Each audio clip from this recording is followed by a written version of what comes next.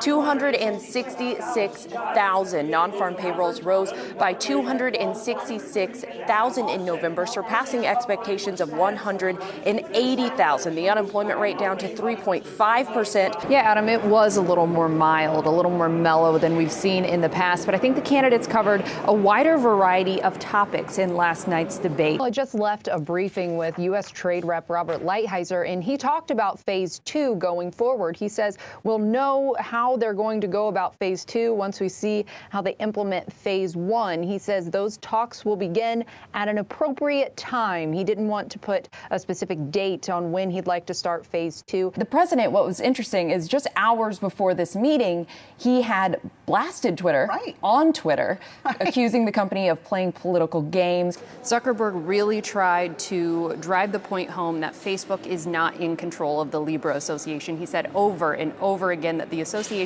is independent. Facebook is one of many. Why hasn't Congress actually moved on this yet? Great question. Do you think there's any likelihood that they could have at least a draft of a deal or a part of a deal by the time he makes a trip to Japan? The White House press secretary says staff is briefing President Trump throughout the day, and he might catch some of the proceedings in between meetings, but impeachment is clearly on his mind. He's been tweeting since early this morning. Well, we've heard from lawmakers over the past year more and more often saying that something needs to be done about big tech. And lawmakers I've talked to say that 2019 was the year the conversation shifted, and they're hoping 2020 will be the year of action.